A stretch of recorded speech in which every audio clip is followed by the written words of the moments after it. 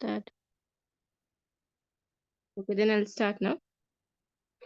أعوذ بالله من الشيطان الرجيم رب اشرح لي صدري ويسر لي أمري واحلل عقدة من لساني يفقهوا قولي سبحانك اللهم وبحمدك أشهد أن لا إله إلا أنت أستغفرك وأتوب إليك اللهم صل على محمد وعلى آل محمد كما صليت على إبراهيم وعلى آل إبراهيم إنك حميد مجيد اللهم بارك على محمد وعلى آل محمد كما باركت على إبراهيم وعلى آل إبراهيم إنك حميد مجيد. तो कल के सेशन में आई थिंक जितने भी लोग आज के सेशन में आए हैं तो आप कल भी थे। I just wanted to know कि क्या आप कल भी आपने कल भी ज्वाइन किया था?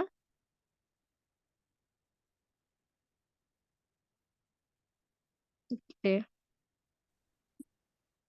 ओके, अल्हम्दुलिल्लाह। तो ठीक है। ओके, अल्हम्दुलिल्लाह।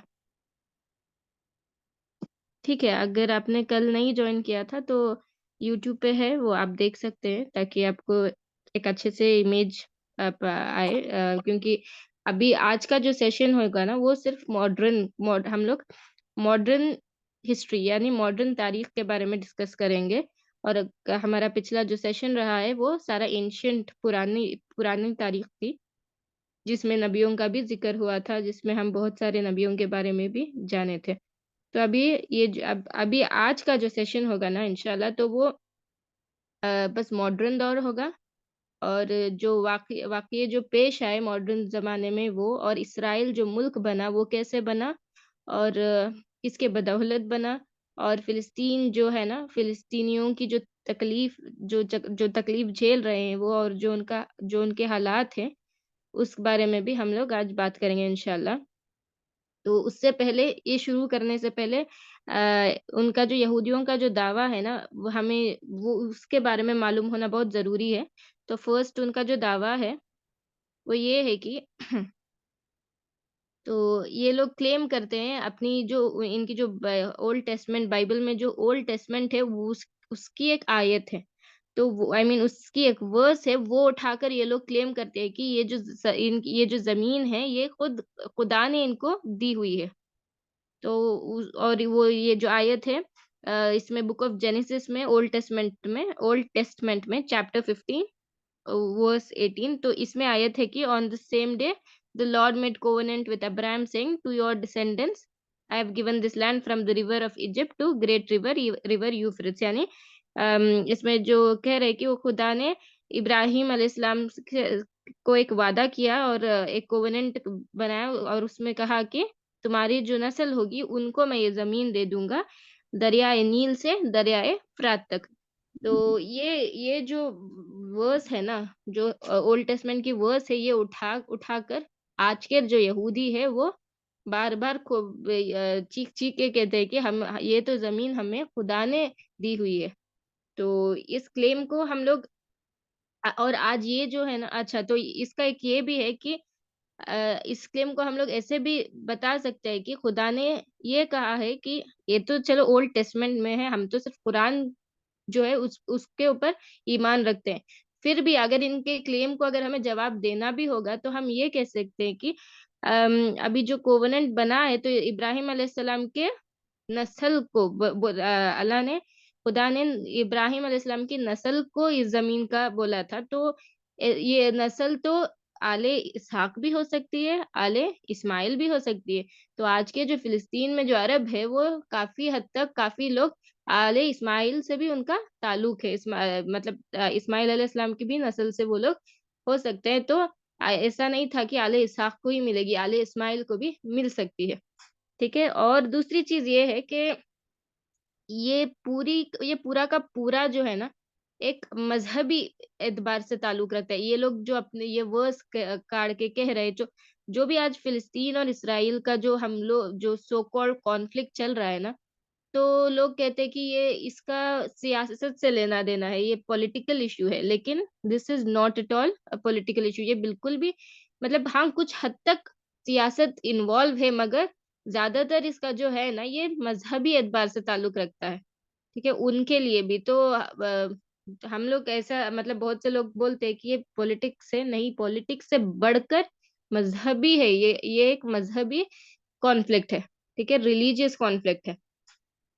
और दूसरी अगर बात करें तो उनका दूसरा दावा ये है कि ये कहते हैं कि इस ज़मीन के ऊपर इनका ख़ानदानी जो मतलब ख़ानदानी हक है, क्योंकि इनके बाप-दादा इस ज़मीन पर एक एक ज़माने में हुकूमत कर चुके हैं, राज करते थे। तो ऐसे तो मतलब इसको तो क कल भी ये बात मैंने कही थी कल के सेशन में, और फिर से मैं दोहराती हूँ कि इन लोगों को बस अल्लामा इकबाल का जो शेर है कि "हिक़ाक़ फ़िलिस्तीन पे यहूदी का अगर हक़, तो इस्पानियों पे क्यों नहीं हक अहले अरब का।"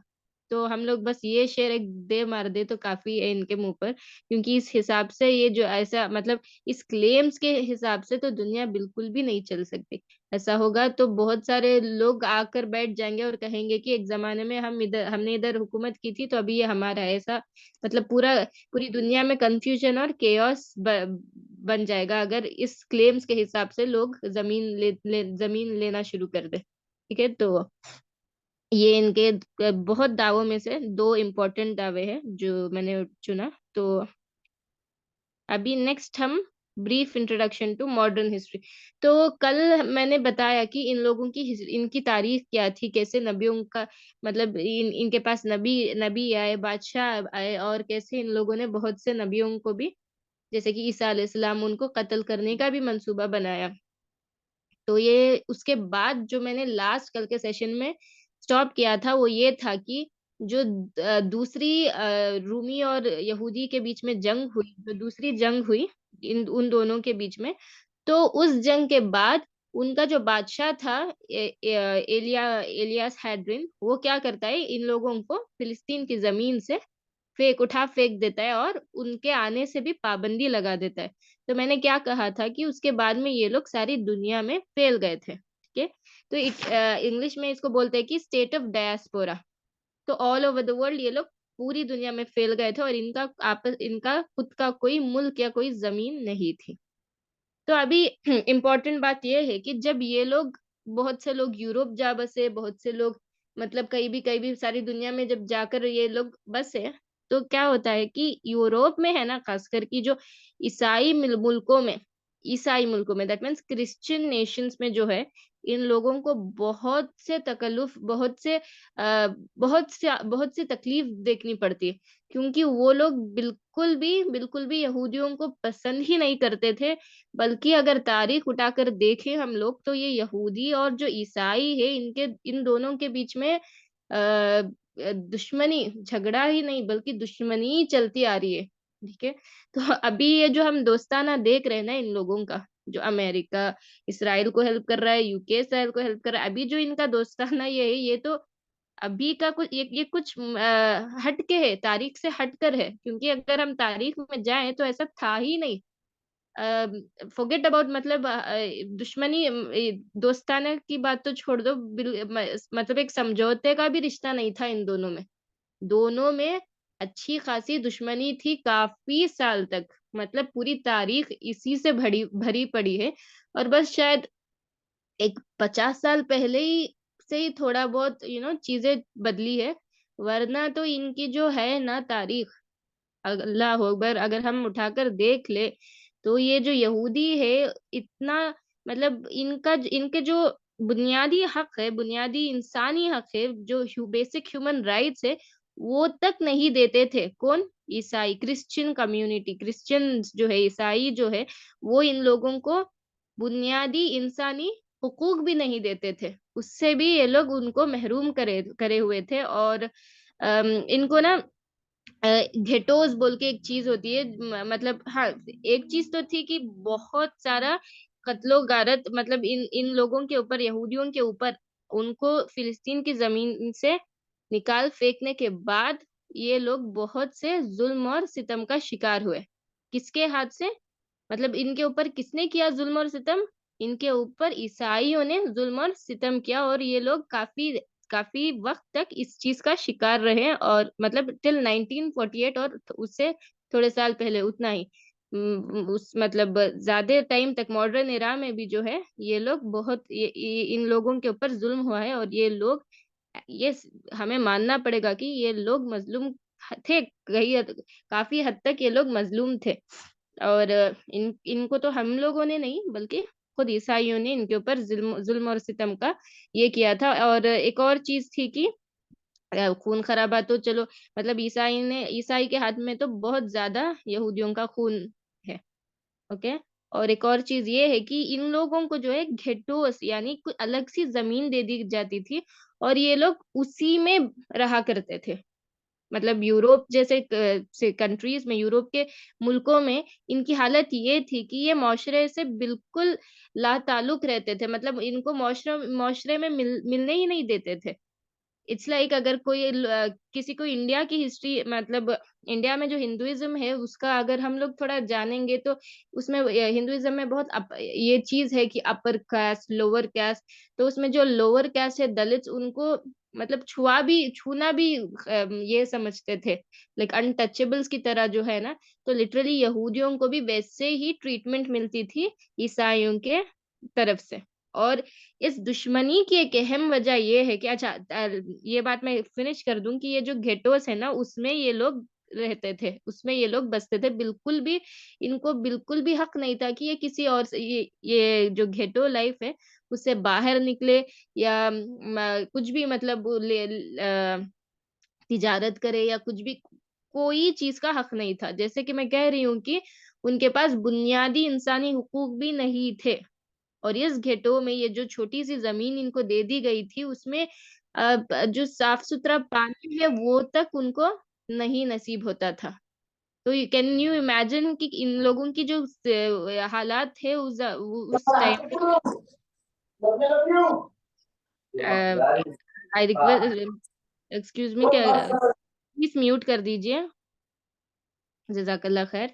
हाँ, तो इन लोगों की जो उस टाइम उस दौर में इनके जो हालात थे ना, अल्लाहू अकबर, बहुत ही खतरनाक थे। और मतलब जैसे कि मैंने कहा कि साफ-सुथरा पानी भी इनको नसीब नहीं होता था और इनकी आबादी बढ़ रही थी, ज़मीन छोटी थी, तो इट दो दोज़ घेट्टोज़ वेर क्राउडेड, बहुत ज़्यादा वो बहुत लोगों से भर चुकी थी और इतनी अनहाइजीनिक, मतलब बहुत ही बुरी हालत थी इन यहूदियों की यूरोपियन कंट्रीज़ में, ठीक है?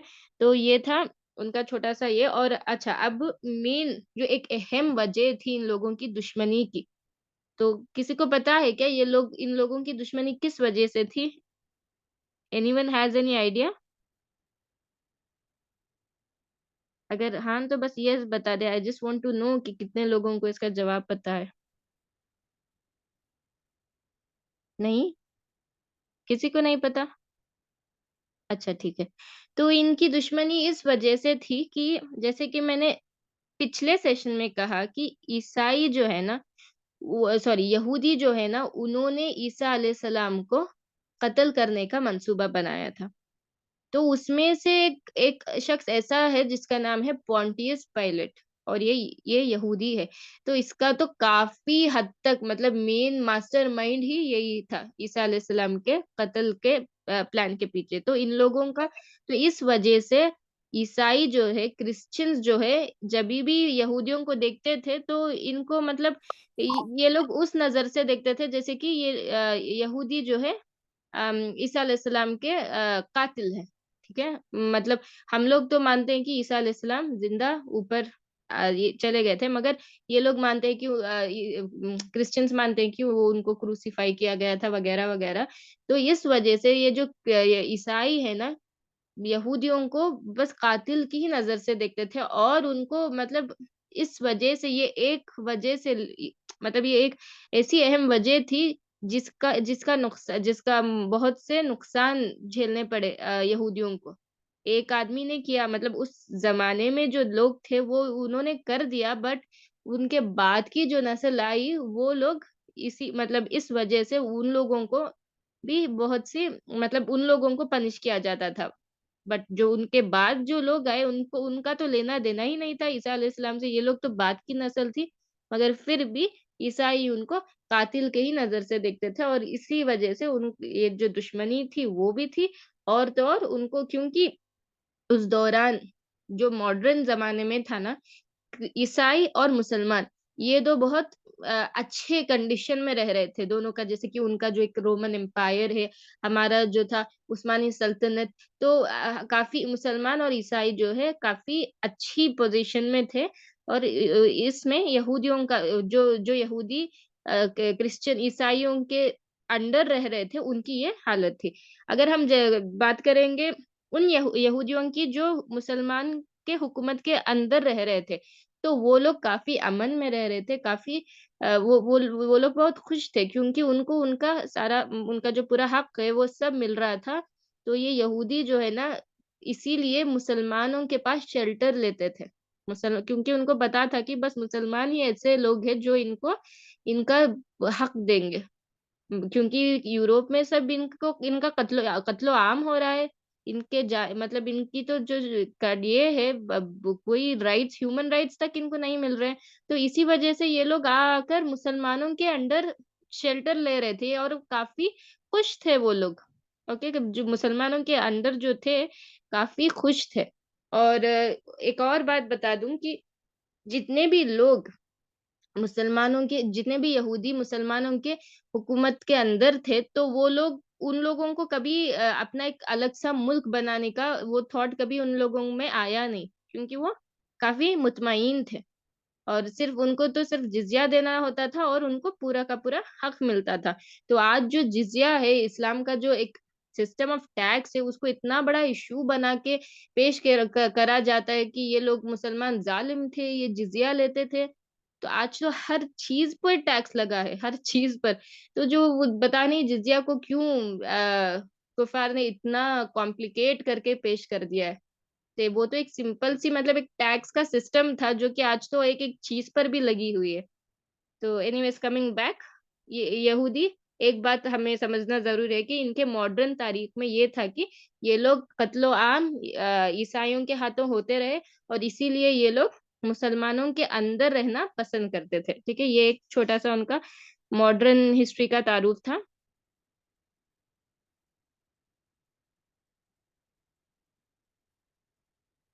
अच्छा, एक और चीज़, एंटी-सेमिटिज़्म, ये जो इंग्लिश का एक ये वर्ड है, इसको मैं बस डिस्क्राइब कर देती हूँ। इसका मतलब है डिस्क्रिमिनेशन, यानी यहूदी यहूदी मज़हब से भेद रखना, यानी दुश्मनी रखना, ठीक है? तो ये एंटी-सेमिटिज़्म जो है ना, ये कौन करते थे, मतलब ये जो था यहूदी मज़हब से जिसका मसला था वो ईसाइयों का मसला था, मुसलमानों को तो कोई किसी से मसला था ही नहीं। ओके। तो ये एंटी-सेमिटिज़्म जो वो हेट्रेड था ना, यहूदियों से या यहूदियों की मज़हब से, तो आफ्टर थोड़े साल बाद क्या होता है, इनकी जो सिचुएशन है वो धीरे-धीरे चेंज होती है। 18th सेंचुरी में क्या होता है कि जो बहुत से लोग जैसे कि अमेरिका जैसे मुल्कों में ना लोग पढ़े-लिखे हो जाते हैं और उनको समझ में आता है कि ये तो मतलब पूरे के पूरे एक कम्युनिटी को बुनियादी हक से महरूम रखना ये इंसाफ नहीं है, ये मतलब ये बहुत गलत है।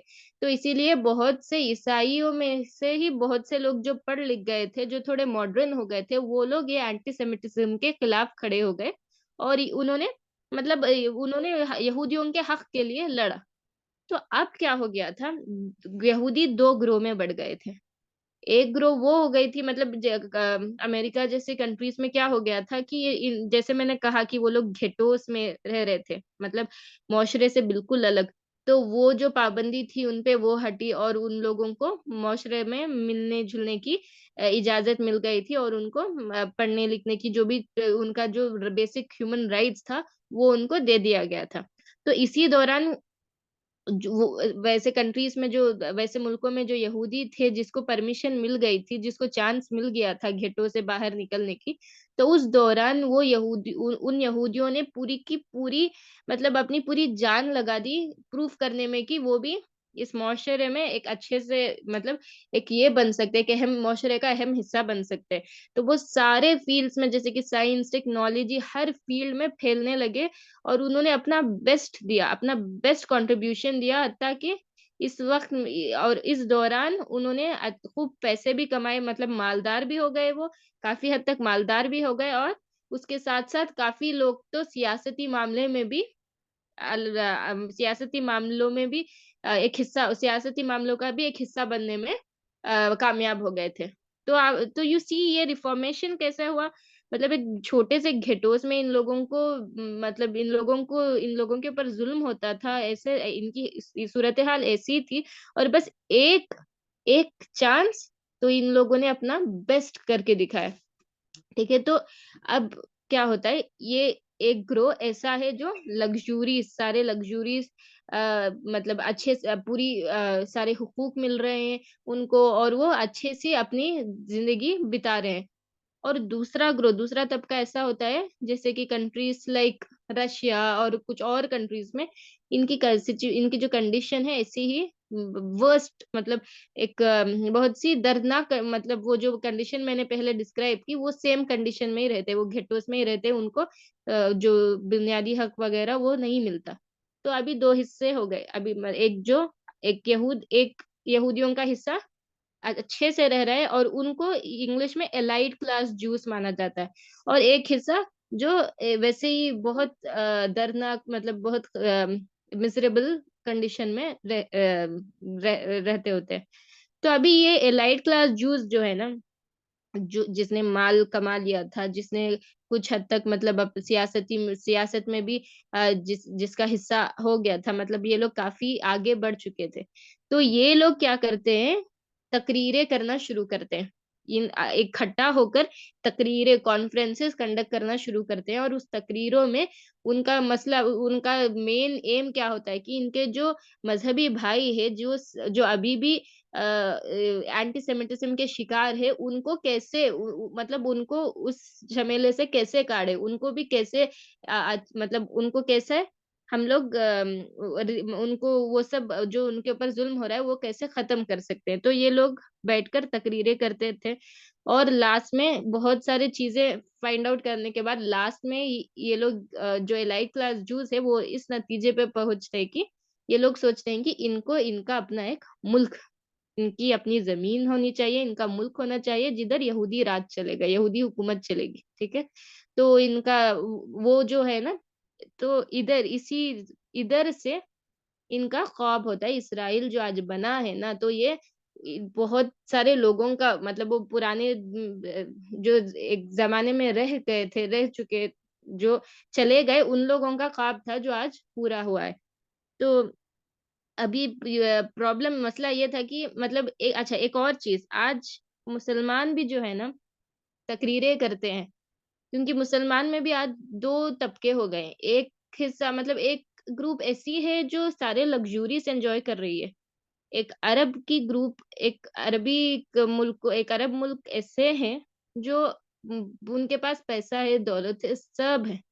और एक एक हिस्सा ऐसा है जो जिसको लिवेंट रीजन माना जाता है, जैसे कि सीरिया, लेबनान, फिलिस्तीन, ये सारे के सारे जो मुल्क है ना, पूरे तौर से बर्बाद हो चुके हैं। और इन लोगों की जो उन मतलब मुसलमानों की उधर जो वो ऐसे मुल्कों में जो सूरत हाल है, वो तौबा, या अल्लाह अल्लाह ही रहम करे। तो अ, आज जो यहूदियों की जो ये है ना तारीख, काफ़ी हद तक आज के मुसलमानों की जो सूरत-ए-हाल है, उससे काफ़ी हद तक मिलती-जुलती है। तो आज भी ओआईसी करके जो कॉन्फ्रेंसेस करते हैं लोग, तो जो करते हैं वो सो कॉल्ड पूरे मुस्लिम लीडर्स मिलके, तो फ़र्क क्या है ना, उनकी जो ये यहूदी जो थे, उनके तकरीरों में और आज के मुसलमानों के तकरीरों में फ़र्क क्या था, कि वो लोग तकरीरें ही नहीं, साथ में अमल भी करते थे, एक्शन्स भी करते थे। हमारे जो है वो बस तकरीरों तक ही ख़त्म हो जाता है, उसके आगे बस वो जाने एक्शन में कुछ आता नहीं है। तो ये एक बहुत बड़ा फ़र्क है। Anyways, coming back to the topic, तो ये तकरीरें कर इन्होंने एक ये लोग एक डिसाइड करते हैं कि इनको अपना एक मुल्क होना चाहिए, और ये लोग उस पे अमल करना स्टार्ट कर देते हैं। और इतनी हद तक कि उस ज़माने का बच्चे को भी पता था कि उसका जीने का मकसद बस इसराइल जो उनका जो एक मुल्क होगा, वो एस्टेब्लिश करना होगा। तो उस मतलब एवरीबॉडी, हत्ता कि एक बच्चा भी इस कॉज़ के लिए काम करता था, और वो एक बच्चा भी जानता था कि इनका लाइफ में एम ये है। ठीक है? तो हस्कला मूवमेंट इसे कहा जाता है। फिर बात करते हैं ज़ायोनिज़्म की। तो अगर ज़ायोनिज़्म की बात करें, तो ये जो ये मूवमेंट है मतलब इसमें सेम हस्तकला मूवमेंट जो है उसी का एक बड़ा पर्दा मतलब हस्तकला एक छोटा है, उस एक बड़ा हिस्सा उसका ज़ायनिज़्म है जिसमें इन लोगों ने एक्चुअली इन लोगों को सक्सेस मिलना शुरू हुई। तो इन लोगों का ये जो था ना, जो ख्वाब था कि इनका अपना एक मुल्क होना चाहिए, इनकी अपनी एक ज़मीन होनी चाहिए। तो इनका ये था कि इत मेन ये था कि इतनी बड़ी मतलब दुनिया तो इतनी बड़ी है और इनको कहीं भी कहीं और जगह नहीं चाहिए था। अपना मुल्क या अपना मुल्क कहीं और बनाना नहीं था। इनको अपना जो मुल्क है, वो फ़िलिस्तीन की ही सरज़मीन में बनाना था। क्योंकि इनका वो मज़हबी मतलब वो इनका मज़हबी ताल्लुक है।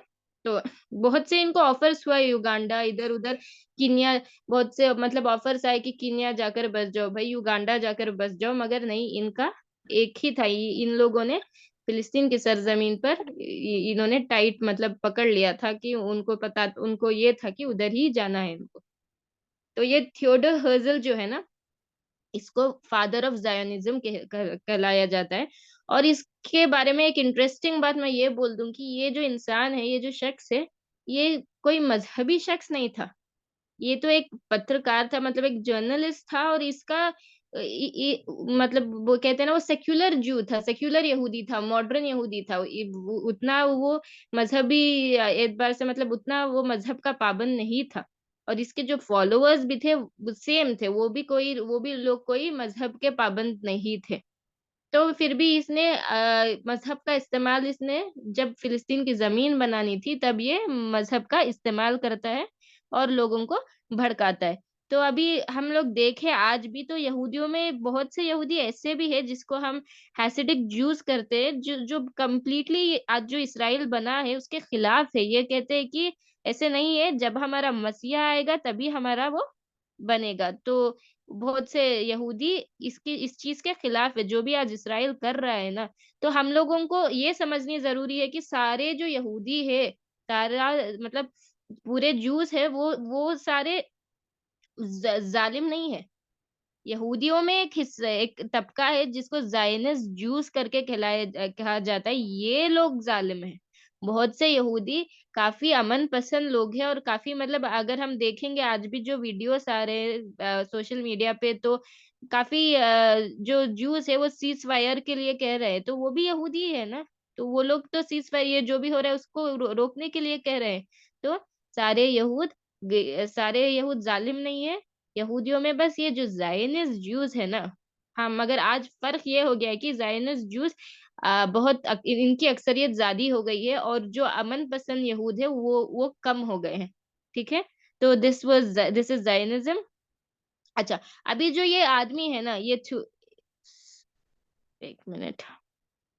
अच्छा, तो अभी ये जो आदमी है थियोडोर हर्ज़ल, इसको पता था कि अभी अगर इसको अपना जो मुल्क है, अगर उसकी तामीर करनी होगी, तो इसको जो वर्ल्ड के सुपर पावर्स है उस दौरान, जैसे कि मैंने कहा कि क्रिश्चियनिटी और जो मुसलमान थे, वो बहुत ही इसमें रह रहे थे। उस एक्चुअली लाइक सुपर पावर्स वही थे।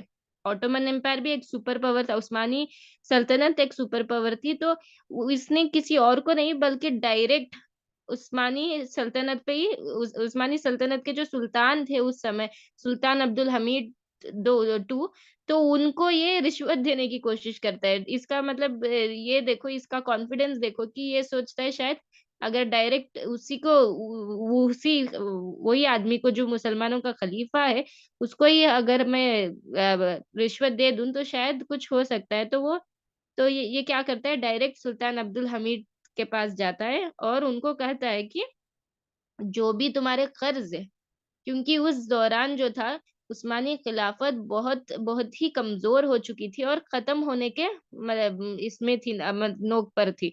तो उस दौरान ये थियोडोर हेज़ल जो है, ये जाके उनको ऑफ़र देता है कि आप मैं तुम्हारा पूरा जो है ना, पूरे जो फ़ॉरेन कर्ज़ है तुम्हारे वो सारा मैं फेर दूँगा और मतलब हम यहूद फेर देंगे और हम लोग तुम्हें पूरी की पूरी सपोर्ट करेंगे तुम्हारा जो ये सल्तनत है उसको मजबूत बनाने में हम मदद करेंगे लेकिन उसके बदले में तुम्हें जो है ना बस तुम्हारी इतनी उस्मानी खिलाफत तो इतनी फैली हुई है तुम्हारे अंदर तो इतने सारे ज़मीनें हैं, उसमें एक छोटा-सा जो ज़मीन का हिस्सा है जो फ़िलिस्तीन वो हमें दे दो फ़िलिस्तीन का जो है वो हमें दे दो। तो तो सुल्तान अब्दुल हमीद जो है ना, जो मुसलमानों के खलीफा थे, जो सुल्तान भी थे और खलीफा भी थे उस दौरान, तो उन्होंने उसी दौरान इवन दो उनको मतलब बहुत ऐसे ऑफर की बहुत मतलब अहमियत थी उनके मतलब यानी जो फॉरेन डेट्स जो जो कर्जदारी सब फेर दे उनको मतलब इतना भारी ऑफर जो था ना, तो सबके कोई भी मतलब दूसरा होता या तो आज के ज़माने के जो सो कॉल्ड लीडर्स हैं वो होते तो खुशी-खुशी ये ऑफ़र पर वो सरेंडर मतलब खुशी-खुशी मान लेते वो ये ऑफ़र। मगर वो जो थे उनके अंडर जो थे इतने सारे मुसलमान थे और उन्होंने साफ-साफ उन्होंने मना कर दिया था। तो उन्होंने साफ-साफ मना कर दिया था और उन्होंने बोल दिया था कि इसका 1 इंच भी मैं नहीं दूँगा क्योंकि ये ज़मीन ये does not belong to me, ये मुझे नहीं बिलॉन्ग करती बट मेरे लोगों की ज़मीन है, तो इसका मैं 1 इंच भी नहीं दूँगा। तो तो यही वजह है ना कि आज जो हमारे सूरत-ए-हाल है क्योंकि हमारे पास हमारे ऊपर एक कोई हुक्मरान नहीं है, मुसलमानों का हुक्मरान नहीं है। आज हम लोग बढ़ गए हैं, छोटे-छोटे हिस्सों में बँट गए हैं। तो एक और चीज़ मैं ये भी ऐड कर दूँ कि अच्छा 1 सेकंड जस्ट 1 सेकंड ओके।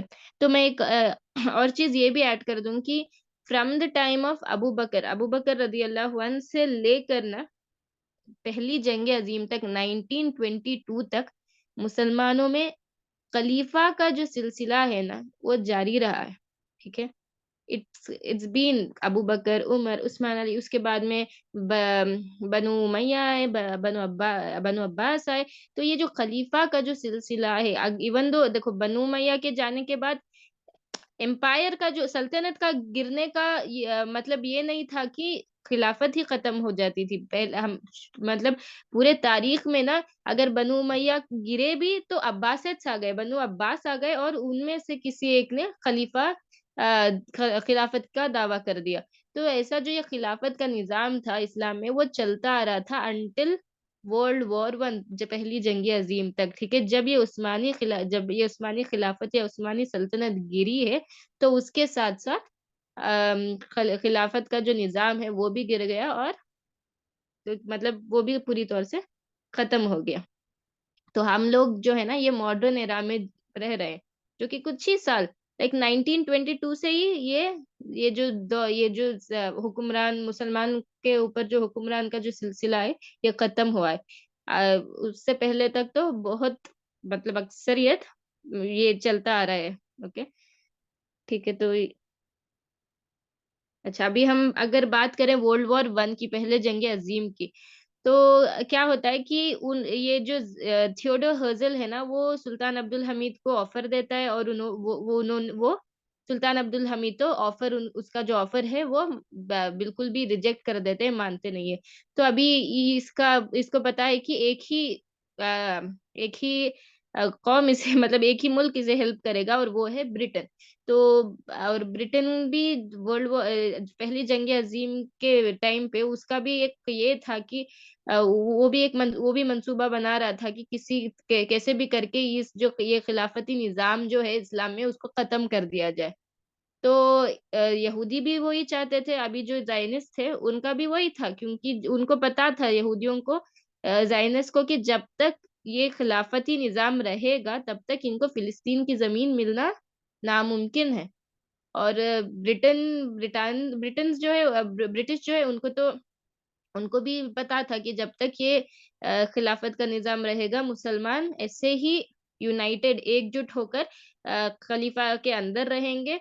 तो उनका जो ख्वाब था ना पूरी ज़मीन पर हुकूमत करने का, जैसे कि मतलब वो उस टाइम पे अपना जो कॉलोनियलिज़्म का पंख जो था वो फैलाए हुए थे ना, तो इंडिया ले रहे थे इतने सारे मुल्क आकर कब्ज़ा करके वो उस पर राज कर रहे थे, तो उनका जो वो था ना एक ख्वाब वो पूरा नहीं हो सकेगा जब तक कि खिलाफत रहेगी। तो उनका एक बहुत बड़ा एक मकसद भी था कि इस खिलाफती निज़ाम को तोड़ना। तो वर्ल्ड पहली जंग अज़ीम के टाइम पे इनका जो ख्वाब है यहूदियों का भी और इनका भी वो पूरा होता है। तो अगर हम लोग जल्दी से देखें तो वो पहली जंग-ए-अज़ीम ब्रिटेन इंग्लिश में बोलते हैं कि फर्स्ट वर्ल्ड वॉर ब्रिटेन व इट्स एलाइज वर्सेस ये ऑटोमन एम्पायर जर्मनी सब था। तो ब्रिटेन एंड इट्स एलाइज मतलब Italy, Japan, Russia, France, Belgium और अमेरिका, तो ये सारे कंट्रीज एक हो गए। ये जो छोटे-छोटे मुल्क थे वो एक हो गए वर्सेस ऑस्ट्रिया हंगेरी एम्पायर। ये भी जैसे उस्मानी सल्तनत था ना, वैसे वो भी एक सल्तनत था जो कि आज है नहीं। जैसे आज उस्मानी सल्तनत नहीं है, वैसे आज वो भी नहीं है।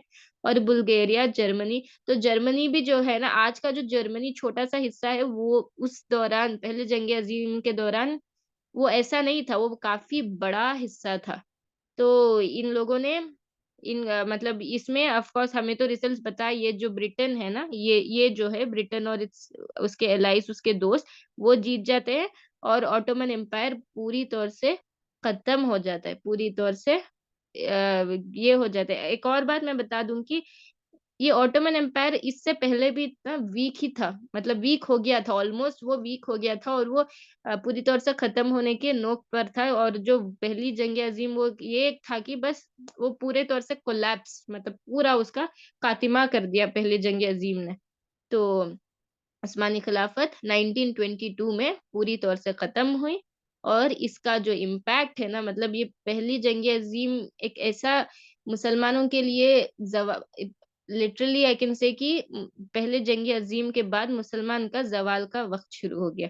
तो मतलब हम लोग जो है एक जो न्यू वर्ल्ड ऑर्डर आया उस पर हम लोगों ने घुटने टेक दिए और अभी जो चल रहा है जो वो जो पूरे वर्ल्ड में, पूरी दुनिया में चल रहा है, ये बहुत ही मुख्तलिफ सा कुछ नया सा ही है, तारीख से हटकर ही है। ठीक है? तारीख में जो थे और मतलब सल्तनत, बड़ी-बड़ी सल्तनें थी, ऐसे सल्तनत थी, ऐसा ऐसा था तारीख में। ये जो छोटे-छोटे, छोटे-छोटे आज मुल्क है, ये इसी दौरान, हमारे ही दौरान है। मतलब ये मॉडर्न वर्ल्ड अभी बना है। पूरी तारीख में ऐसा मॉडर्न, ऐसे छोटे-छोटे, छोटे-छोटे हिस्से नहीं थे। ठीक है? तो अभी इसके बाद क्या करता है, तो ब्रिटेन और फ्रांस ये जंग जीतने के बाद, वर्ल्ड वॉर 1 जीतने के बाद ये लोग क्या करते हैं कि छोटे-छोटे, छोटे-छोटे हिस्से बना देते हैं। खास करके वेस्ट एशिया के, जैसे मतलब सऊदी, कुवैत, कतर, यूएई, आज जो छोटे-छोटे मुल्क हम देख रहे हैं ना, वो ब्रिटेन और फ्रांस के बदौलत हुआ है। तो खास करके ब्रिटेन के बदौलत हुआ है।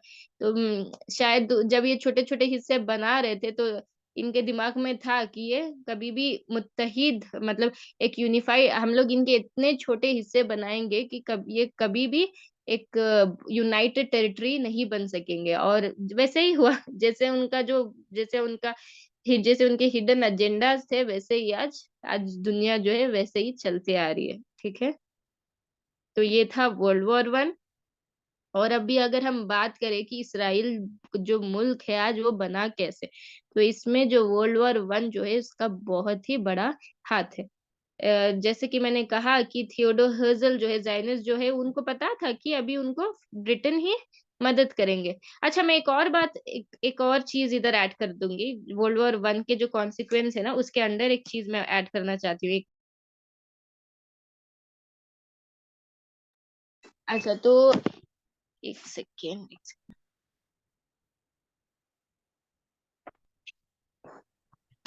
अच्छा, तो हाँ, प्लीज़ म्यूट कर दीजिए। जी। तो मैं ये बता रही थी कि जो उस्मानी खिलाफत है ना, आज पहले जंग-ए-अज़ीम के बाद जो ख़त्म हुई, उसके 2 अहम, मतलब उसके रीज़न्स हैं, 2 अहम रीज़न्स हैं। उसका एक पहला रीज़न ये है कि ये जो लोग थे ना, उस्मानी खिलाफत जो थी ना, वो लेटेस्ट जो वेपनरीज़ है, जो लेटेस्ट टेक्नोलॉजी सब है ना, उससे बहुत ही दूर थे। ठीक है? ये जो ब्रिटिश जो दूसरे जो मुल्कों के ये जो गोरे और जो भी लोग थे, वो बहुत ही आगे बढ़ गए थे टेक्नोलॉजी से और हर चीज़ के एतबार से। तो ये ऑटोमन एम्पायर, ये लोग मुसलमान जो थे वो ज़माने के काफ़ी पीछे रह गए थे। ठीक है? इनको ज़रूरी नहीं दिखा कि ये टेक्नोलॉजी में कुछ हिस्सा दे या कुछ ये करे, तो ये एक बहुत बड़ी वजह रही कि क्यों इतना जो बड़ा उस्मानी सल्तनत था क्यों खत्म हुआ? एक बड़ी अहम वजह ये थी कि ये लोग बहुत ही टेक्नोलॉजी और लेटेस्ट इक्विपमेंट से दूर थे। और दूसरी अहम वजह ये थी कि बगावत, धोखा। और ये धोखा बाहर से नहीं अपनों से ही था। जो कुछ नौजवान तुर्क थे ना, नौजवान तुर्क, वो लोग उन लोगों ने उन लोग जिन लोगों को शरिया पसंद नहीं थी, शरीयत पसंद नहीं थी, वो लोग ब्रिटेन के साथ, ब्रिटिश के साथ मिल गए और उन्होंने पूरा का पूरा साथ दिया उस्मानी खिलाफत को तोड़ने में। और साथ में अरब अरब भी साथ उसमें, हमारे अरब भी आते हैं, जैसे कि हाशिमाइट्स, और जो आले सऊद है वो भी, क्योंकि उन लोगों को, मतलब ये ब्रिटिश का तो ये पुराना, उनका वो टैक्टिक पुराना है ना, डिवाइड एंड रूल पॉलिसी। ये लोग जाते, इंडिया में भी उन्होंने ऐसे ही किया था कि डिवाइड एंड रूल। तो ये इन लोगों ये लोग अरबों के पास गए और उन्होंने भड़काया तुर्कों के खिलाफ की एक्चुअली जो आले सऊद थे वो, और जो ऑटोमन एम्पायर थे, उस्मानी सल्तनत, ये दो ऑलरेडी सिविल वॉर्स में थे। क्योंकि जो आले सऊद है वो लोग उस्मानी सल्तनत के अकायद से बहुत ज्यादा खुश नहीं थे, उनको उससे प्रॉब्लम थी, उनके अकायद से मसला था। तो सिविल वॉर ऑलरेडी चल रही थी, और ये इन लोगों ने, जो ब्रिटिशर्स ने, उसका पूरा का पूरा फायदा उठा दिया। मतलब इंटरनल इज ओके, मतलब जब चीज एक्सटर्नल हो जाती है ना, जब मुसलमान के ऊपर तुम किसी और को तरजीह दे देते हो, तो मतलब इधर ऐसे ही हुआ कि सिविल वॉर तक तो ठीक था, मगर अभी क्या हो गया था, बगावत, मतलब धोखा हो गया था। तो उन्होंने प्रॉमिस किया दोनों को भी, एक तो हाशिमाइट्स थे और एक तो आले सऊद थे, दोनों को प्रॉमिस करते हैं कि जैसे ही हम पहली जंग अजीम जीत जाएंगे तो तुम्हें हम लोग हरमेन के ऊपर सब हम लोग तुम्हें ये दे देंगे, उसका मतलब हुकूमत दे देंगे उसकी। तो उसके बाद में, पहली जंग अजीम के बाद, दोनों की भी वो दो, मतलब उनके बीच में लगातार फिर झगड़ा होता है इसको लेकर। एनीवेज, अगर अगर अब फिलिस्तीन की बात करें, तो वर्ल्ड वॉर 1 एक ऐसी चीज थी, मतलब एक ऐसी जंग थी जिसने पूरी तौर से फिलिस्तीन की जो हिस्ट्री, मतलब एक तारीख, एक ये है ना, पूरी तौर से चेंज कर दी। और अच्छा, तो वर्ल्ड वॉर 1 के दौरान एक चीज होती है, एक मिनिस्टर होता है, मतलब इन लोगों का, ब्रिटिश का एक मिनिस्टर होता है जिसका नाम है जेम्स अथर बैल्फोर। तो ये जो इंसान है, ये क्या करता है कि एक लेटर, मतलब एक खत जो है उसके ऊपर दस्तखत करता है। और वो खत में ये लिखा होता है कि आज, मतलब पूरी जो ब्रिटिश कैबिनेट है उसके तरफ से हम लोग जो है ना, हम लोग तुम्हें फिलिस्तीन की सरजमीन दे रहे हैं, दान दे रहे हैं, या क्या बोले, या तोहफा दे रहे हैं, ऐसा कुछ। तो बात इधर ये है कि ये दस्तखत, ये जो लेटर, ये खत जो है, 2 नवंबर 1917, 2 नवंबर 1917 में होता है, जबकि जो पहली जंग अजीम के जो रिजल्ट्स है वो आए भी नहीं थे, तब ये जमीन देने का, मतलब ये उससे पहले ही ये जमीन दे देते। तो बहुत से जो लोग है ना, जो जो तारीखी लोग है, वो इसके ऊपर उंगली उठाए हुए हैं कि वो कहते हैं कि तुम कोई जो डोनर है, मतलब जो कोई देने वाला है, वो कैसे अपनी चीज दे सकता है ना, किसी और की चीज कैसे उठा कर दे सकता है।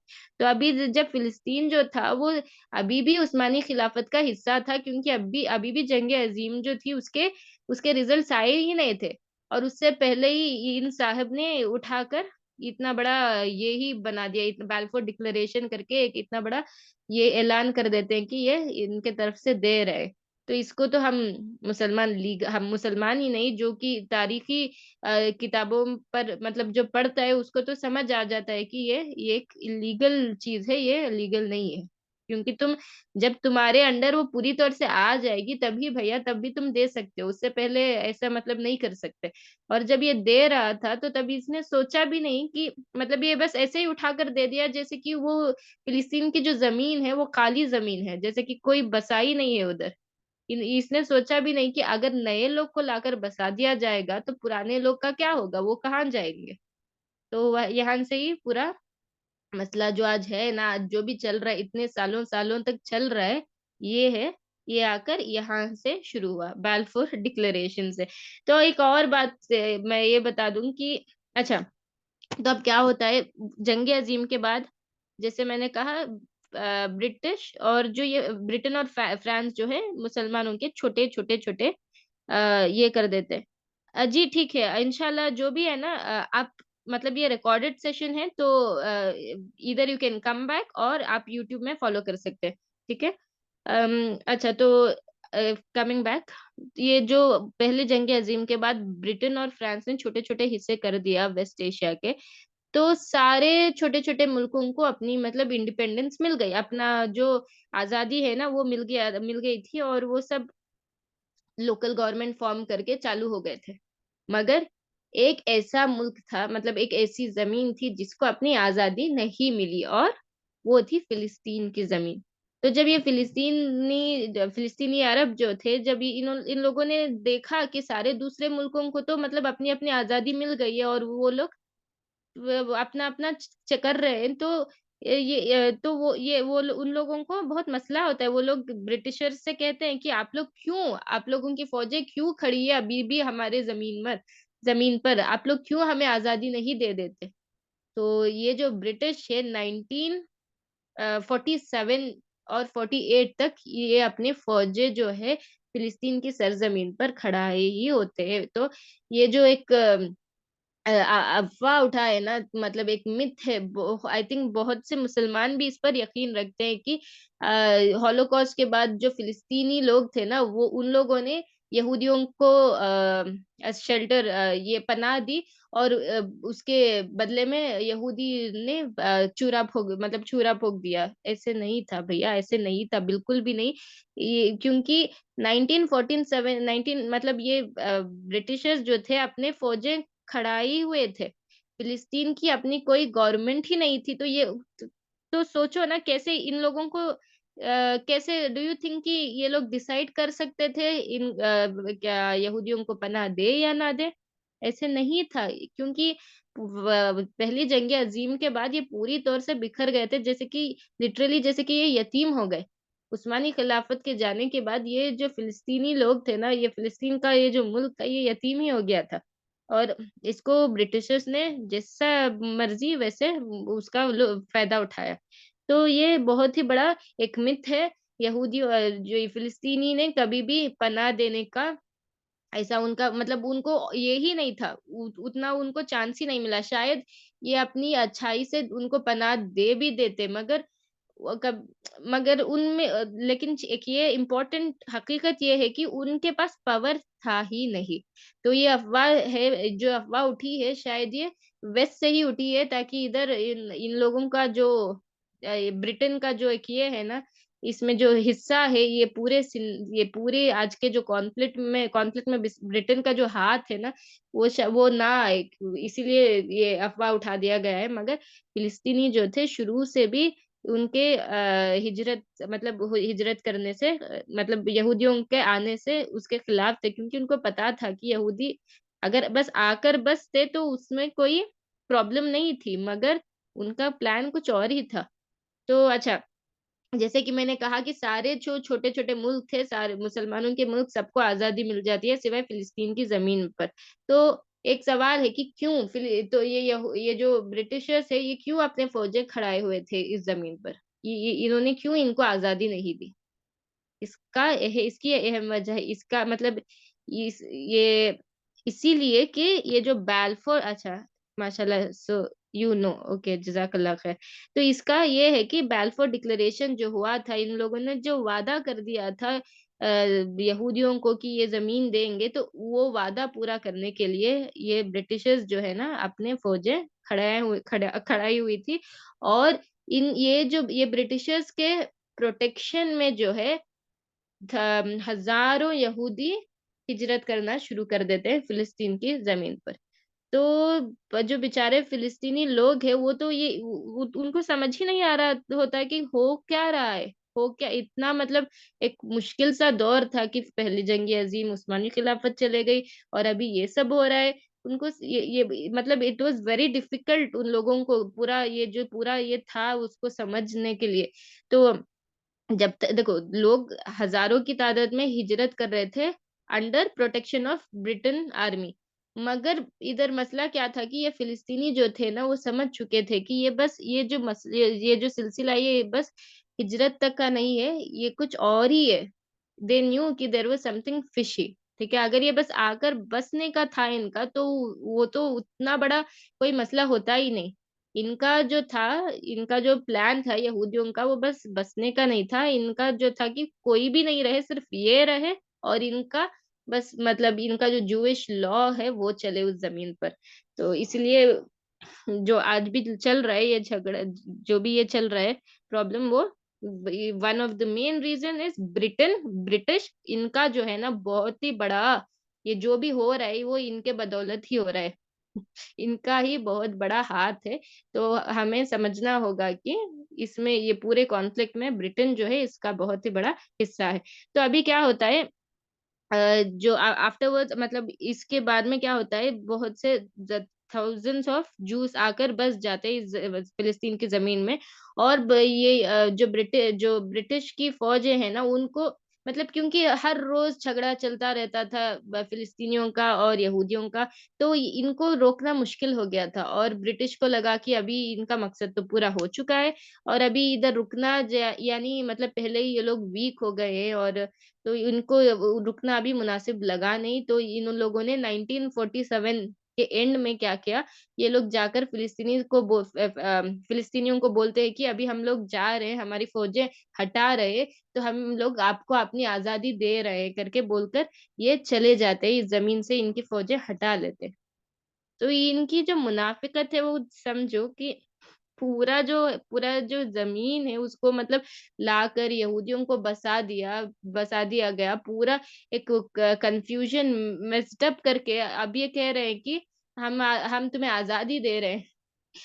या अल्लाह, तो यही इनकी मुनाफिकत है और यही इनके डबल स्टैंडर्ड है। तो कैसी आजादी, पूरा मसला कॉम्प्लिकेट ऐसा, वो भी इस तरीके से किया कि आज तक चल रहा है, वो मसला आज तक हल ही नहीं हुआ।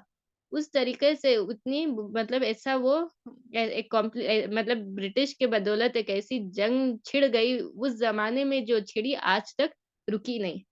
ठीक है, तो अब क्या होता है इस दौरान, अब ये मतलब ब्रिटिशर्स तो रहे नहीं, उनकी फौजें तो रही नहीं, तो अब बचे कौन इस जमीन पर, यहूदी और फिलिस्तीनी। तो इन दोनों का चलता ही रहता है और ये यहूदी जो है ना वो तो बड़े ही मतलब खतरनाक लोग, जिसमें इंसानियत नाम की कोई चीज ही नहीं है। क्योंकि इनको ना, और हाँ हाँ, ब्रिटिशर्स जाने से पहले, उनके फौजें जाने से पहले वो लोग ना गिफ्ट के मतलब जो यहूदी जो है उनको पूरे लेटेस्ट वेपन्स जो भी हथियार वगैरह वगैरह है ना वो सारे दे कर गए थे। जैसे उनके मतलब मतलब क्या क्या है, कैसे ही बोलो, वो पूरे जो हथियार लेटेस्ट वेपन सब उनके हाथ में थमा कर अभी ये आप रख लो और कुछ भी करो करके बोलकर ये लोग चले गए। तो अभी जो थे यहूदियों के पास हथियार आ गए थे, सब आ गया था और वो तो एक ऐसी मतलब जो जायनिस्ट जूस है एक ऐसी कौम है जो बिल्कुल ही, इनमें इंसानियत नाम की चीज ही नहीं है। तो ये लोग हजारों तादाद में ये फिलिस्तीनियों की का कत्ल करते हैं और हजारों का कत्ल हो जाता है और हजारों जो है अपनी जान बचाने के लिए फिलिस्तीन छोड़कर भाग जाते हैं। तो जब ये इतना कॉम्प्लिकेशंस चल रहा था ना, तो ये सारी दुनिया में ये एक न्यूज़ फैल गई कि इस हिस्से में इतनी ऐसी लड़ाई, ऐसा ये चल रहा है। तो इसीलिए क्या होता है कि अभी जो है यूएन यूएन जो है, सो कॉल्ड यूएस जो है, मतलब ये लोग अपने आप को पीस मेकर्स, अमन और इंसाफ वाले लोग कहते हैं, जो कि ये है नहीं। तो ये आकर इन्होंने दोनों पार्टीज को सुनकर, मतलब ये ऐसे आते हैं बीच में जैसे कि इनका यूएस का कोई लेना देना ही नहीं है। मगर ये पूरी थी वो पूरी मिली भगत थी। तो अभी आकर न्यूट्रल बन के दोनों की भी बात सुनते हैं। और न्यूट्रल तो थे नहीं, मगर अपना जो वो मास्क है वो एक मखोटा, न्यूट्रलिटी का एक मखोटा पहनकर आते हैं। आकर दोनों की बात सुनकर इन्होंने ये एक प्लान प्रपोज करते हैं कॉल्ड यूएन रेसोल्यूशन 181, जिसको टू स्टेट सोल्यूशन भी कहा जाता है, मगर वो टू स्टेट सोल्यूशन था नहीं। और ये टू स्टेट सॉल्यूशन में ना 56% of the land 56% of the land goes to Israel. जो यहूदी जो अभी अभी आकर बसे थे उनको 56% ऑफ लैंड दे दिया जाता है। वाइल्स जो मुसलमान जो जो फिलिस्तीनीज थे, जो सालों से रह रहे थे, मुस्लिम्स और क्रिश्चियंस दोनों भी, उनको बस 44% ऑफ लैंड दे दिया जाता है। खैर इस हद तक भी चलो अगर कोई मान भी ले तो ये तो एक इनजस्टिस ही है। और अगर कोई मान भी ले तो इन लोगों का जो था ना, ये यहूदियों का जो प्लान था वो बस ये उन्होंने खुशी-खुशी मान ली टू स्टेट सॉल्यूशन, क्योंकि उनको था कि इसके बाद हम लोग जो करेंगे वो तो करेंगे ही। तो ये एक टू स्टेट सॉल्यूशन करके जो यूएन रेज़ोल्यूशन 181 भी जिसको कहा कहा जाता है, वो एक बहुत बड़ी नाइंसाफ़ी थी फिलिस्तीनियों के लिए।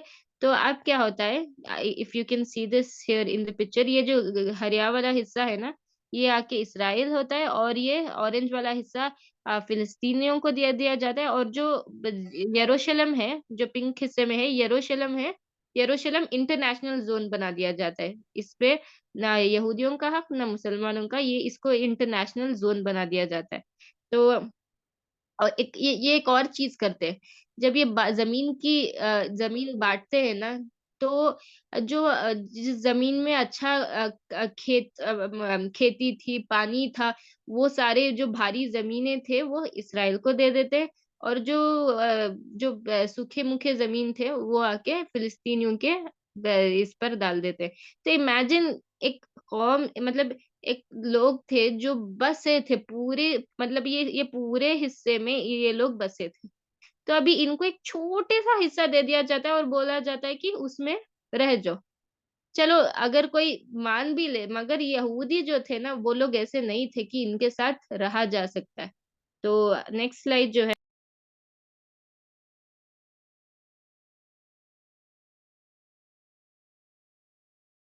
अच्छा, तो ये देखो, अभी जो यूएन रेज़ोल्यूशन के बाद भी जो हिस्से होते हैं उसका यहूदी का तो यहूदियों का, ये जो ज़ायनिस्ट ज्यूज़ था उनका यही प्लान था कि धीरे-धीरे, धीरे-धीरे, धीरे ज़मीन लेने का। इसीलिए उनको कोई प्रॉब्लम हुई नहीं टू स्टेट सॉल्यूशन से, क्योंकि उनको पता था कि कैसे भी करके वो जो है ज़मीन तो वो लेकर ही रहेंगे।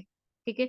तो अभी आप देखो कि अभी लेते, लेते, लेते इतना ही बचा है फिलिस्तीनियों के पास, और इतना भी नहीं बल्कि इसमें जो व्हाइट-व्हाइट हिस्सा है उसमें भी ये लोग कब्ज़ा कर चुके हैं।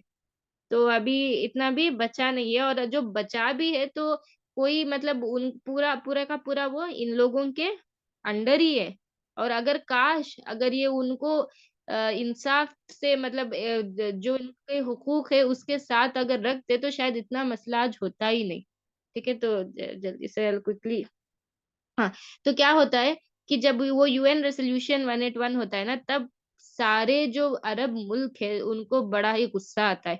अभी अभी अरबों की और मुसलमानों की गीरत जागती है, और अब जो है एक बड़ी जंग होती है। अ, ज यहूदियों जो ज़ायनिस्ट ज्यूज़ है, यहूदी है, वो लोग और पूरे मुसलमान जो मुल्क थे, जो अरब के मुल्क थे और मुसलमान मुल्क थे, ये सारे इकट्ठा होकर छोटे जो ये ज़ायनिस्ट जो छोटे हैं उनके साथ लड़ते हैं।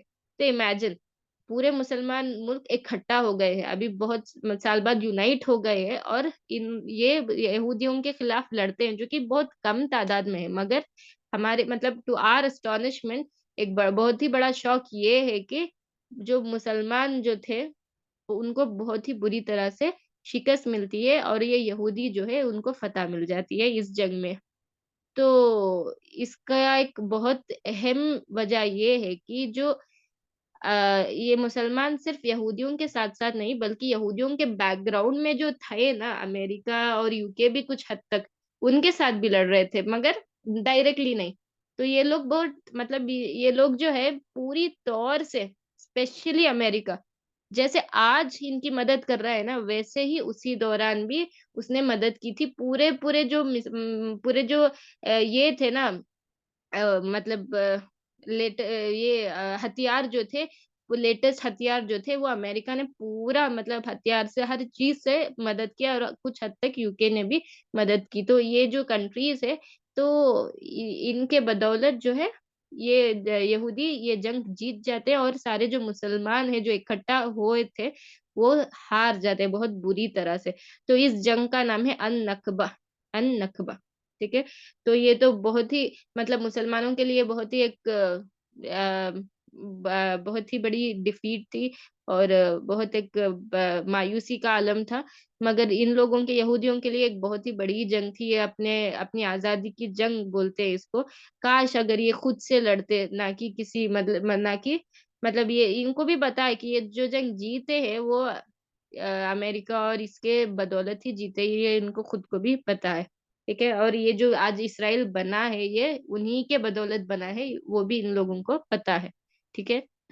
तो ये नकबा ही नहीं बल्कि दूसरे जंग भी बहुत से जंग भी हुए मगर सब में रिजल्ट यही था कि यहूदी जीते और मुसलमानों को बहुत बुरी तरह से शिकस्त मिलती रही। ठीक है? तो अभी जंगों का सिलसिला खत्म हो गया था और नेक्स्ट जो आया वो थे इंतिफादास, ओस्लो मतलब बहुत बहुत से चीजें हुए मगर किसी चीज़ में फ़िलिस्तीनियों को फ़र्क नहीं पड़ा। उनके जो हालात है वो इस टाइम से मतलब पहली जंग-ए-अज़ीम के बाद से लेकर अभी तक उनके हालात में कोई सुधार नहीं आया। उनके हालात दिन-ब-दिन और बुरे होते ही जा रहे हैं। उनको मतलब एक पल के लिए भी कहीं सुकून या कहीं अमन मिला ही नहीं। ठीक है? अच्छा, तो अब हम जल्दी से बात करें। ये जो है ये एक पिक्चर है, एक आज प्रेज़ेंट डे मैप है। वेस्ट बैंक और गज़ा जो फ़िलिस्तीन का इलाका है ना, वो 2 में बँटा हुआ है। एक है वेस्ट बैंक जिसको हम कहते हैं वेस्ट बैंक जिसमें बहुत से जैसे कि बेथलेहेम मतलब अल खलील, यरूशलेम, याफा ये सब मतलब ये जीनीन, नाब्लुस ये सब जो है वेस्ट बैंक में आते हैं और उसके बराबर ऑपोज़िट में है गज़ा स्ट्रिप, ठीक है? ये गज़ा जो आज चल रहा है पूरा गज़ा में हम तो उस लिहाज़ से गज़ा तो मशहूर हो चुका है, मगर ये बस देखो इतनी सी ही स्ट्रिप है, छोटी-सी स्ट्रिप वेस्ट बैंक के मुकाबले में तो ये बहुत ही छोटा हिस्सा है। तो फ़िलिस्तीन का ये जो 2 हिस्सा है, ठीक है? ये 2 हिस्से हैं इवन दो ये फिलिस्तीन का हिस्सा है मगर दोनों को भी कंट्रोल कौन कर रहा है? दोनों को भी कंट्रोल यहूद कर रहा है, मतलब ज़ायनिस्ट कर रहा है। तो और एक और चीज़ है कि ये जो गज़ा के लोग हैं ना, ये वेस्ट बैंक नहीं आ सकते और जो वेस्ट बैंक के लोग हैं वो गज़ा नहीं जा सकते। तो अगर फिलिस्तीन एक छोटा-सा मतलब जो टू स्टेट सॉल्यूशन जो था, अगर वो है तो ऐसे क्यों है? क्यों नहीं वेस्ट बैंक के जो लोग हैं वो उधर जा सक रहे हैं और क्यों नहीं वो लोग इधर आ सक रहे हैं? इतनी पाबंदी क्यों लगाई हुई है? क्यों फिलिस्तीन को अलग से उनकी जो गवर्नमेंट अलग से नहीं इजाज़त नहीं दिया इन लोगों ने। और आज जो गवर्नमेंट है ना फिलिस्तीनियों की जो जिसका प्रेसिडेंट है महमूद अब्बास, तो फिलिस्तीनी तो इसको मानते ही नहीं है। वो तो कहते हैं कि ये जो है ये जो शख्स है, इंसान है ये तो पूरे का पूरा पपेट है यहूदियों का, ठीक है? इनफैक्ट आज फ़िलिस्तीन की जो फॉर दुनिया को दिखाने के लिए वो एक लोकल गवर्नमेंट बना चुके हैं, मगर वो जो गवर्नमेंट है पूरे के पूरे जैसे ज़ायनिस्ट बोलते हैं मतलब ज़ायनिस्ट ही वो फ़िलिस्तीन की गवर्नमेंट बनाए हैं। वो ही बस दुनिया को दिखाने के लिए कि हाँ, ये एक अलग-सा मुल्क है, इनको इनके राइट्स मिल रहे हैं, मगर ऐसा हकीकत तो बिल्कुल ही है नहीं। ठीक है? तो अभी हम जल्दी से जो थोड़े प्रॉब्लम्स है ना, ये लोग जो पीपल ऑफ वेस्ट बैंक ये इन लोगों की और जो गज़ा के लोग की जो है प्रॉब्लम वो जल्दी से उसके बारे में बात करते हैं।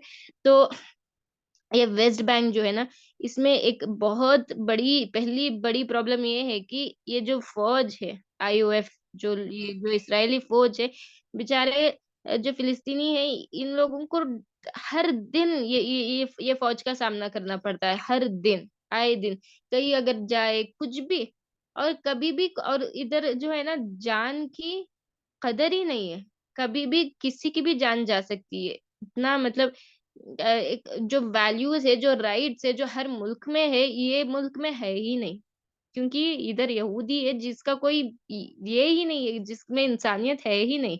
तो देखो ये बच्चों को भी ये जो फ़ौज है इनके पास ये इनको क्या ही बोलूँ मैं, इनके पास लेटेस्ट हथियार से तो भड़े भरे पड़े हैं और इनको थ्रेट जो है वो छोटे-छोटे बच्चे थ्रेट दिखते हैं। तो इनकी तो मर्दानगी है ही नहीं, ये लोग तो इनको कि जो भी बोले कम ही है। तो दूसरी चीज़ ये है कि इनकी जो मतलब वैल्यू जान की कदर नहीं, कभी भी किसी भी वक़्त कोई भी दंगा-फ़साद शुरू हो सकता है और किसी भी फ़िलिस्तीनी की जान जा सकती है। तो जो फ़िलिस्तीनी लोग हैं ना, उनकी जान कभी भी किसी वक़्त भी जा सकती है। अभी लेटेस्ट मुझे पता चला कि एक जो मतलब एक अल खलील में एक लड़का था, तो वो बेचारा बस ग्रोसरी कुछ लेने के लिए गया और वो जो इनका दंगा-फ़साद चल रहा था, शूटिंग वग़ैरह उसमें वो मतलब उसमें उसकी जान चली गई। ये तो एक ही स्टोरी है, ऐसे तो हज़ार लोग हैं मतलब इतने लोग हैं जिसकी गिनती नहीं हो सकती, उतने लोगों की जानें जा चुकी है विथआउट एनी रीज़न, ठीक है?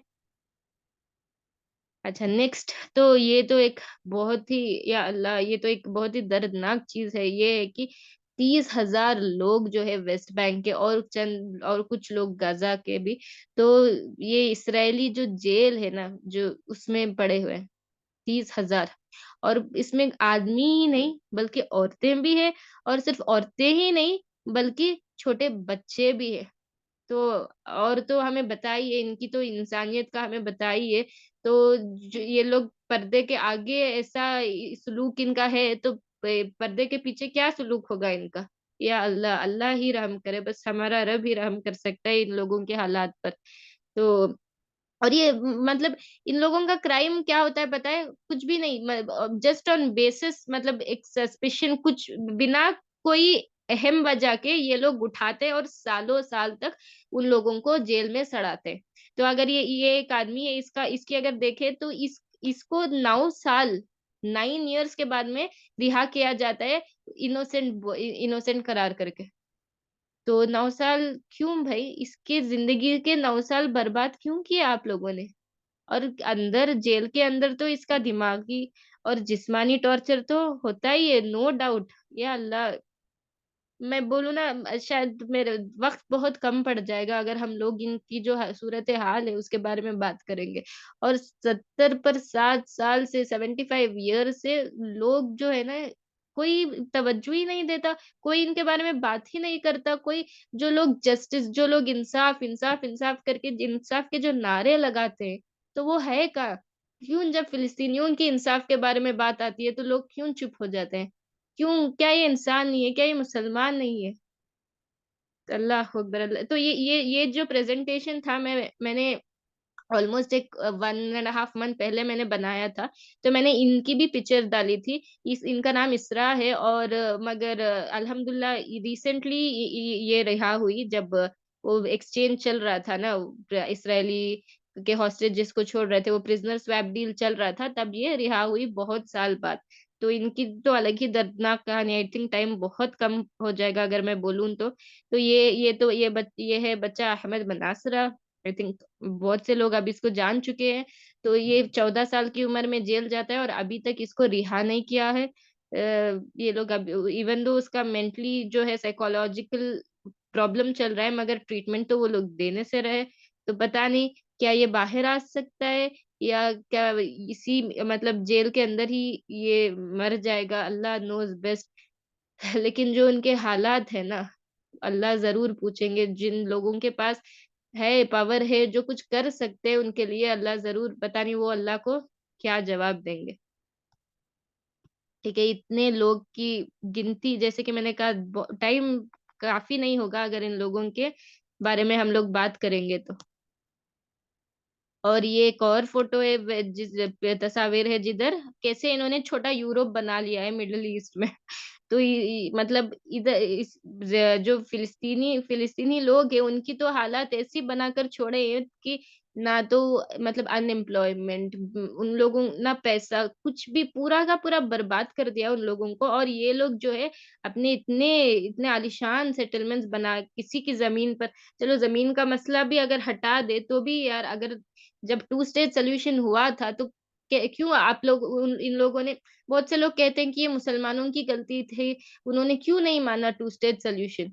तो ऐसे लोगों को ना फैक्ट्स जाके तारीख की किताब पढ़नी ज़रूरी है ऐसे लोगों को। टू स्टेट सॉल्यूशन अगर वो उन्होंने अगर मान भी लेते तो वो सी एक चीज़ है कि हम लोग जो है ना, जो लोग फ़िलिस्तीनियों के ऊपर कमेंट करते हैं, स्पेशली मुसलमान जो कमेंट करते हैं कि उनको ऐसे नहीं, ऐसा करने चाहिए था, वो ऐसे है, वैसे है। अल्लाह से डरना चाहिए हम लोगों को। इनके ऊपर जो ज़ुल्म और ज़्यादती हो रही है ना, और हम लोग ह मतलब अगर हम लोग उसके बारे में कुछ अच्छा ना बोल सक रहे हो आप, तो कम से कम उनके खिलाफ तो ना बोलो। अल्लाह से डरो। क्योंकि क्या मतलब जब तक हम लोग किसी के शूज़ में है नहीं, तो हम बोल नहीं सकते। और हम बैठ के बोल रहे हैं कि उनको ऐसे नहीं, ऐसे करना चाहिए था, तो पता नहीं वो उनका मुँह भी कैसे, मतलब वो कैसे उतनी ताकत ला सकते हैं कि इनके खिलाफ बोलने की, या अल्लाह! सारी दुनिया तो देख रही है, सारी दुनिया तो जान रही है कि क्या हो रहा है और क्या नहीं। अच्छा, एक और चीज़ जो प्रॉब्लम है, ये लोग इन लोगों का एक बहुत बड़ा मसला ये भी है कि चेक पॉइंट्स। और ये पता है, ये चेक पॉइंट्स जो है ना, ये इज़राइल जो ऑक्यूपाइड पैलेस्टाइन है उधर जाने के लिए नहीं है। फ़िलिस्तीन के अंदर ही, अगर ये अंदर के जो शहर में ही अगर ट्रैवल करना है, तो इन लोगों को ये चेक पॉइंट्स का सामना करना पड़ेगा। इमेजिन, अगर तुम कहीं मॉल जाना चाहते हो या कहीं भी जाना चाहते हो, तो हम लोग निकल पड़ते हैं ना, बस हमें क्या इमेजिन, अगर एक रास्ता 20 मिनट का रास्ता है कहीं जाने का, तो because of this checkpoints वो रास्ता 2 आवर का बन जाता है, क्योंकि इन लोगों को क्यू में खड़कर अपने ही टू स्टेट सॉल्यूशन है ना भैया, टू स्टेट सॉल्यूशन। जो लोग कहते हैं कि टू स्टेट सॉल्यूशन मानना चाहिए था, तो ये टू स्टेट सॉल्यूशन मानना चाहिए था, जो अपनी ज़मीन में मत हर हमेशा अपने आप को प्रूव करना है इनको।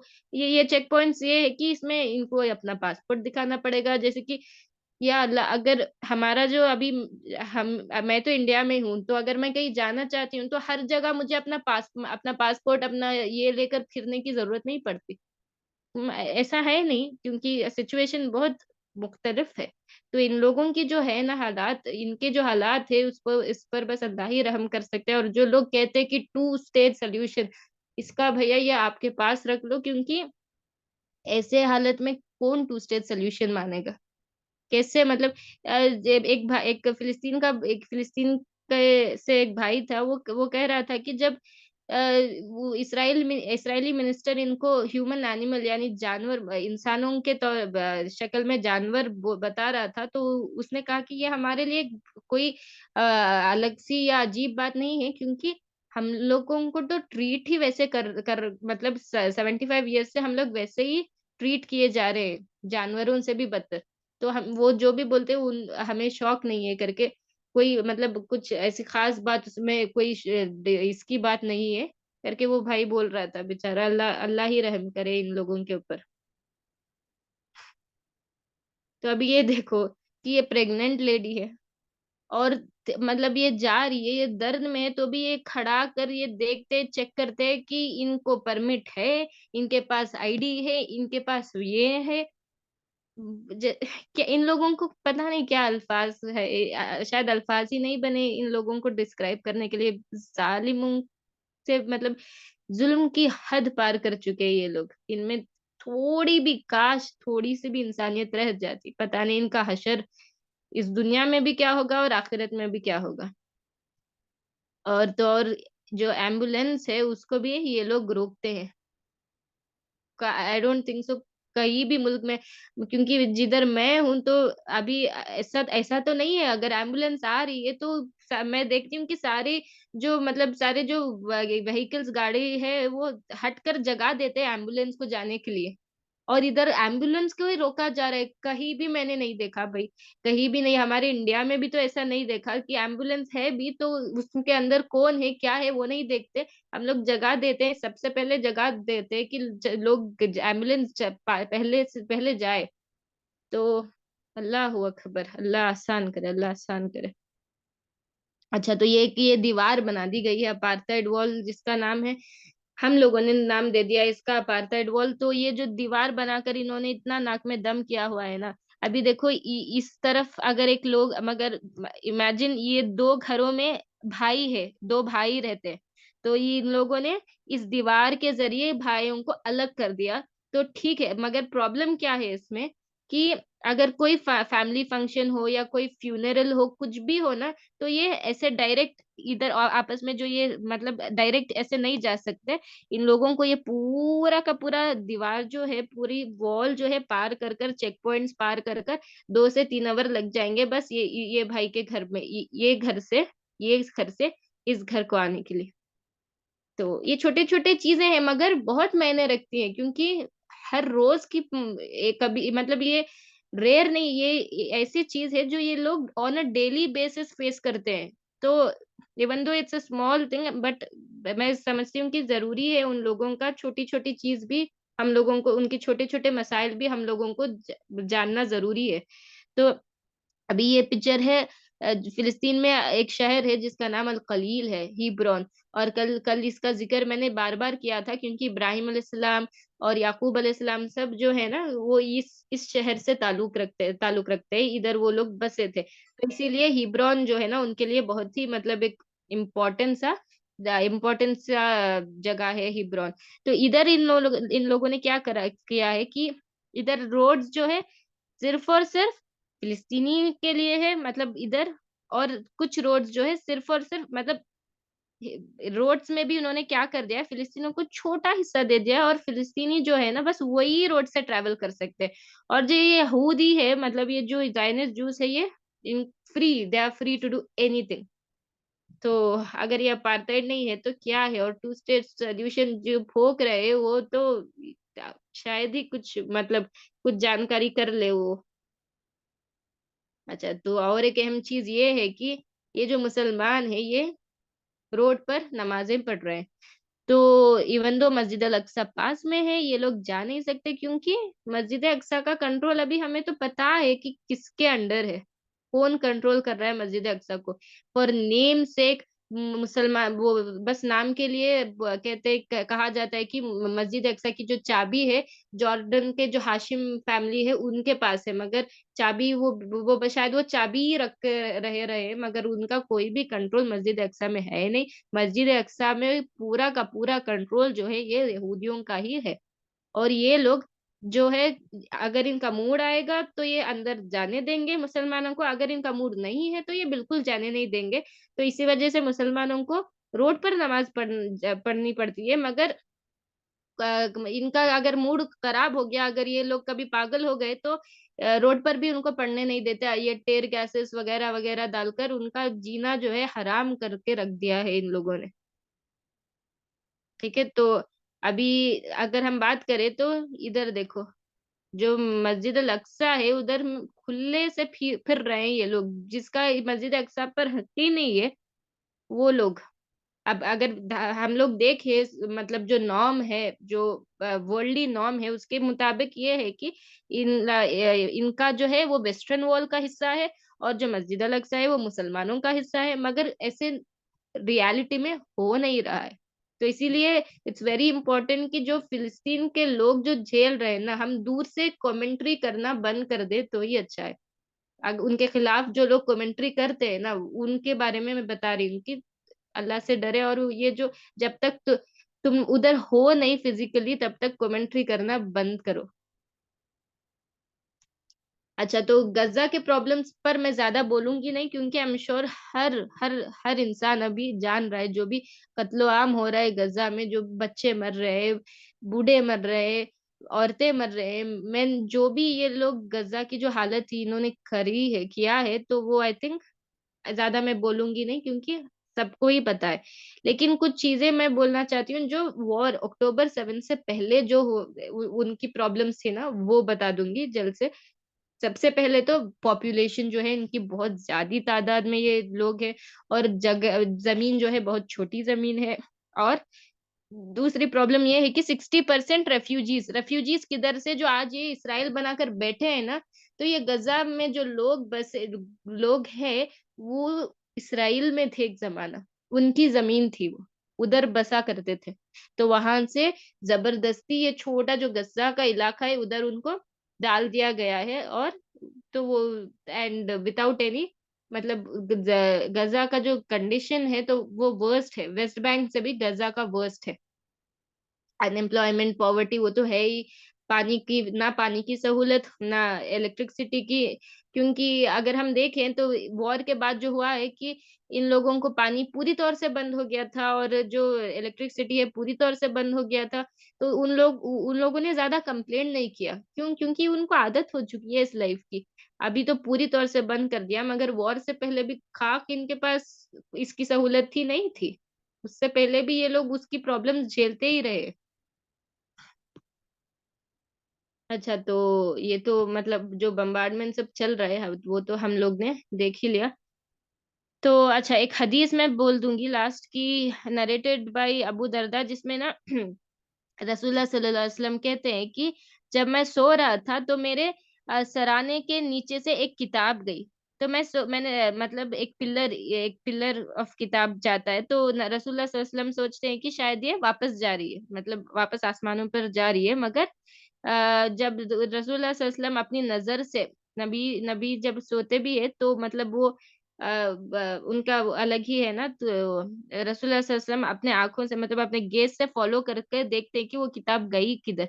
तो वो किताब जो है अश-शाम को जाती है। तो रसूलुल्लाह सल्लल्लाहु अलैहि वसल्लम कहते हैं कि वेरिली जो ईमान जो है ना, जब मुश्किलात आएगी तो ईमान जो है वो अश-शाम में रहेगा। ये नबी सल्लल्लाहु अलैहि वसल्लम की हदीस है, जो बहुत से लोग छुपाते हैं, और ये मुस्नद अहमद की हदीस है, ठीक है? तो हम लोग तो देख ही रहे हैं उनका ईमान। जब उनके ऊपर मतलब उनके ऊपर इतना ये हो रहा है, तो उनकी ज़बान से बस हम लोग एक ही चीज़ देख रहे हैं कि हस्बुनल्लाहु व निअमल वकील। तो शायद ही उनका जो ईमान है आज किसी और में है, शायद ही। पता नहीं, आज हम लोग जो दूसरे-दूसरे मुल्क में बैठे हुए हैं, शायद हमारा ईमान उतना, उसका 1% भी नहीं है, बिल्कुल भी नहीं। तो ये कुछ वॉर्स है, और ये पहली दफ़ा नहीं हो रही है, मगर मुख्तलिफ बात ये है कि इस बार की जो हो रहा है, इसका इस बार का जो वॉर हो रहा है ना गाज़ा पर, ये लिमिट क्रॉस कर चुका है। यानी दिन जो है ना, ये बहुत ज़्यादा, मतलब ऑलमोस्ट 70 डेज़ पार कर चुका है, क्योंकि आखिरी जो वॉर थी 2014 में, वही सबसे आगे, मतलब आउट नंबर करती थी फॉर 51 डेज़। बट इस बार की जो है वो 51 डेज़ से भी आउट नंबर कर गई, और इस बार की बहुत ही अलग और मुख्तलिफ है, क्योंकि इस बार इन लोगों ने फिज़िकली ये लोग चले गए। अब तक 2005 में जो है ना, एक ट्रीटी बनी थी, वेयर ये जो इस्राएली अपनी फ़ौज है ना हटा दिए थे गाज़ा से, आफ्टर ट्रीटी इन लोगों ने अपनी जो फ़ौज है गाज़ा से हटा दिए थे, और क्योंकि ये अपनी फ़ौज अंदर जा नहीं सकती उनको फिज़िकली टॉर्चर करने के लिए, तो ये लोग क्या करते थे, बॉम्ब्स डालते थे, बम्बार्डमेंट, एयर स्ट्राइक्स ये सब करते थे। मगर इस बार इन्होंने 2 भी कर दिया। इस बार ये 2005 से लेके 2023 तक इनकी एंट्री हुई नहीं थी गाज़ा में, ये पहली बार हुई है। मतलब इतने सालों में पहली बार इन्होंने पूरा हद ही पार कर दी। ये लोग फिज़िकली भी चले गए हैं, और जो बॉम्बों का सिलसिला है वो भी उन्होंने जारी रखा है। अल्लाह रहम करे, अल्लाह आसान करे, और अल्लाह जल्द से जल्द इसको खत्म करे। तो अभी क्विकली अगर मैं बोलूँ, तो हम लोग क्या कर सकते हैं, दुआ ही कर सकते हैं, और जितना हो सकता है जो सच है उसको हम लोग उसके बारे में मतलब एक-दूसरे से ये जो सच जो तारीख है सब, उसको जानना चाहिए। बेसिक जो है हमें एक्चुअली नॉलेज तो हमें पता रहना चाहिए, एंड सो दैट हम अपने बच्चों को वो हक जो जो करेक्ट नॉलेज है, जो सही इल्म है, उसकी तालीम दे इंशाअल्लाह। तो अच्छा, ये लास्ट इसके साथ मैं ख़त्म कर दूँगी, तो एक हदीस है जिसमें, देखो, एक बात ये है कि फ़तह जो है ना, विथ हमारे होने या ना होने से फ़तह का कोई लेना-देना नहीं है, क्योंकि फ़तह जो है वो मुकर्रर हो चुकी है। वादा हो च फ़क फ़तह का वादा है, नबी सल्लल्लाहु अलैहि वसल्लम ने कहा है कि फ़तह आएगी, यानी आएगी। मगर अब ये क्या है, हमें सोचना पड़ेगा कि क्या इस फ़तह का हम हिस्सा बनना चाहते हैं या नहीं बनना चाहते। और बेसिक हम क्या कर सकते हैं, अभी अभी हमारे हालात ऐसे हैं कि हम फिज़िकली कुछ भी नहीं कर सकते, तो बेसिक छोटा-मोटा वो ये है कि इसके बारे में इल्म हासिल करो, उनके लिए दुआ करो, और अपने बच्चों को सही इल्म दो, और जितना हो सकता है बस दुआ ही कर सकते हैं। दुआ और इल्म जितना हो सकता है, हमारी ताकत के हिसाब से, ताकत के मुताबिक हमें करना है उतना ही। फिज़िकली तो कुछ अगर जाएँगे तो मारे ही जाएँगे, तो हिकमतन जो भी कर सकते हैं, हिकमतन करो। और ये जो एक हदीस है जिसमें रसूलुल्लाह सल्लल्लाहु अलैहि वसल्लम कहते हैं कि क़यामत तब तक नहीं आएगी जब तक यहूदी को जब तक मुसलमान जो है यहूदियों को मारते नहीं, मतलब एक शायद एक जंग होगी, एक या एक वॉर होगी जिसमें मुसलमान यहूदियों को मारेंगे। हत्ता कि एक एक पत्थर और झाड़, एक जो झाड़ है ना, ट्री, वो भी कहता है कि ए या अब्दुल्ला, ये मुसलमान देख, मेरे पीछे यहूदी छुपा हुआ है, तू आकर उसको कत्ल कर। सिवाय एक एक ट्री है जिसका नाम है गरकद, वो मुंह नहीं खोलेगा, क्योंकि वो यहूदियों की ट्री है। तो अभी ये हदीस को ना नॉन मुस्लिम्स लेकर मसला बनाते हैं कि देखो तुम्हारा रिलीजन वॉयलेंट, मतलब एक वॉयलेंट रिलीजन है जिसमें वॉयलेंस भरा हुआ है। मगर ये लोग कर क्या रहे? आज जो ये लोग कर रहे हैं इनका मतलब how can they even talk about this? क्योंकि अब ये हदीस हमें सेंस का मतलब दिस हदीस विल मेक सेंस नाउ। जो चल रहा है गजा में, जिधर बेरहमी से मारा जा रहा है, तो ये हदीस अगर आ गई तो अब समझ में आ रहा है ना। तो आई डोंट थिंक सो कि किसी को मतलब कोई ये हदीस पर सवाल भी उठा सकता है। कोई ये हदीस पर सवाल भी उठा सकता है, क्योंकि इधर ऑलरेडी ये एक्चुअली ये हदीस तो जवाब है जो आज हो रहा है, जो आज हो रहा है गजा में, उसका जवाब ये हदीस है। ठीक है। तो अल्लाह से हम दुआ करेंगे जो भी ये हो रहा है, जो कत्लो आम हो रहा है गजा में या कहीं भी हो रहा है, अल्लाह इसको खत्म करे। अल्लाह मुसलमानों की जो इज्जत है और जो एक जो दीन पर चलने का जो ये है वो वापस लाए, हम लोगों को वापस से अल्लाह दीन के राह में ले ले, और हमें सही हिदायत और सही इल्म और सही तौफीक दे। विद दिस इंशाल्लाह I think I can end. जजाकल्लाहु खैरन। जो लोग भी एंड तक थे, जजाकल्ला खैर। आज भी बहुत ज्यादा टाइम हो गया, तो इंशाल्लाह आई थिंक रिकॉर्डिंग इधर पॉज की जा कर सकते हैं हम लोग, उसके बाद क्वेश्चन आंसर्स मैं ले लूंगी इंशाल्लाह। Sister Iqra, can you just stop the recording?